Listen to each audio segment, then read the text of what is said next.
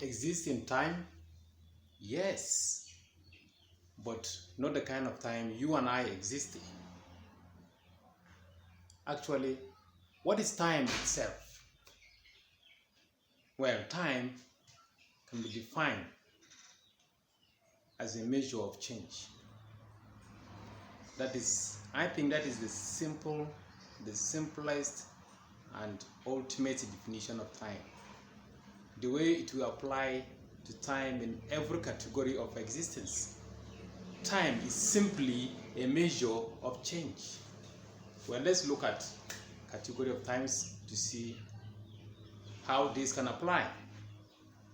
You see, there are three categories of time in the created existence.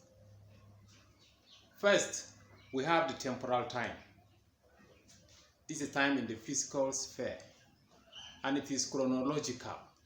That is, it exists in a chronological fashion, flowing in one dimension, and it is strictly regulated. That is 1 second at a time. It flows forward, never backwards. Now, let's see how it is a measure of change. We get this physical time, this time in a temporal life, from the motion of the earth. Like we know, we get the minutes, the hours, from the rotation of the earth. The way the earth rotates on its axis. That's how we get the minutes and the hours. The globe is divided into 24 longitudes, those imaginary lines. And as the earth turns, that's how we get an hour. And then you get a whole day when it makes a complete turn on its axis. Then we get the months, in the change in location. As the earth moves in its revolution, that is, as it moves around the sun, the position it changes from one point to another on its own orbit, or it's elliptical. That's how we get months. And then when it has made a complete revolution, that it has gone around the sun, then we get a year. So from this we can see clearly, obviously, that time is a measure of change in location. That is temporal time. Temporal time is a measure of change in location.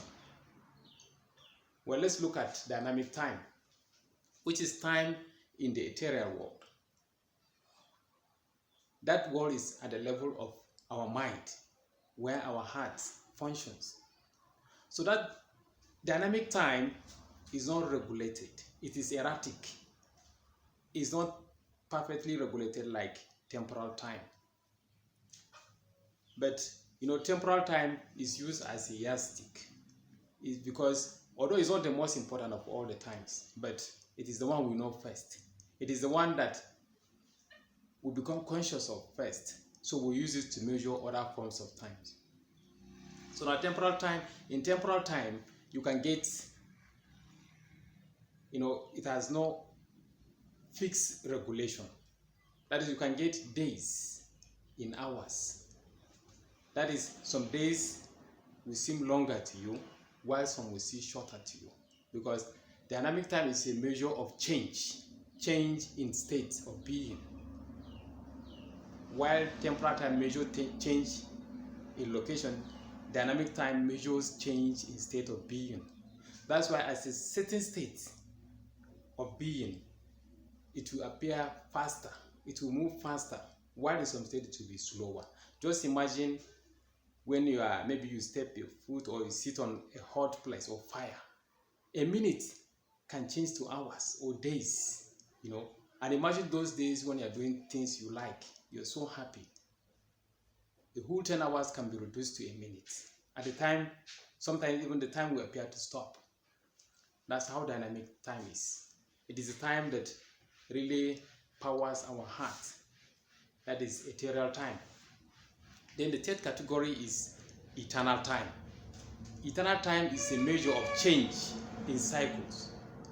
We know at a deeper level, every form of existence exists in cycle. And that is the eternal part of this creation. Like we all know that everything that exists is energy. And energy, like we know, is eternal because it was not created and it cannot be destroyed. So it has been moving from one cycle to another. That is the eternal part of life. So eternal time measures change in cycles. This is a sphere where angels and other extraterrestrial beings, other eternal beings exist. God is in time, but he is not subject to temporal time, to dynamic time, and eternal time. Because these three categories of time are time in the created existence, and God is not created. God is a pre-primordial existence. God has been existing right before the beginning. So God is in absolute time. And what is absolute time? Absolute time is time in the now. It is always in the now. Now we can see conception. The conception of absolute time poses a lot of difficulties because our consciousness is conditioned, is rigorously conditioned by temporal time. We are so used to temporal time, and in that temporal time we have now. The temporal time is never static. Even as I'm speaking now, it is moving second after second. It never relents. So now we're using it to understand a time that no second has passed. From the beginning of all eternity to all eternity, no second has passed and no second will pass. That is time beyond created existence. That is time that belongs to the divine alone. Only God dwells in this category of time. Well, let's take this analogy that I believe will throw more light on this. Let's take the solar system as it is. We can see there are many planets going around it. Now, if you check the way time is, even in the planets, it will tell us more about how absolute now is. Mercury is the closest to the sun, and it has just 88 days to make a year. Then Venus has 200 and something days to make its own year.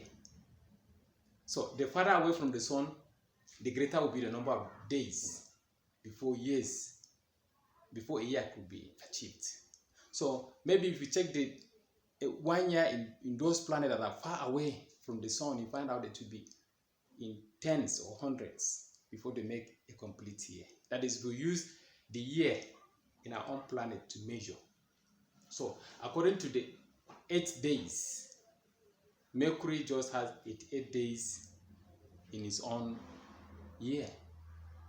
Now, but if you go closer, even if you go to the sun, let's assume a sun is a habitable place. You can see that in the sun, in relation to all the other planets, no day has passed. No second, no hour has passed. Because in relation to all other planets, the sun is not moving. And like we said, time, temporal time, is a measure of change in direction, change in position, in location. So since the sun does not move, it means it is always in the now in relation to the other planets. So that's why even those that move, those that are closer, they take shorter days, shorter time to make their year. And as far away from the sun, the longer will be the days taken to complete that year. So likewise, God is the center of creation. And where God is, there is no change. There is no change in location. He does not change in location. He does not change in state. Neither does he change in cycle. So that's why God is in the absolute now. Before him, no second has passed and no second can pass. Because all those things, all categories of change are products. All categories of time, are products of change. And there is no any form of change that exists in God. So there is wide margin even between God and the angels. Angels are still within created existence. Eternity, the eternal, is still part it was created. Although it does not have end, but it had beginning. It is primordial time that has no beginning, which is the divine, the time where only God dwells.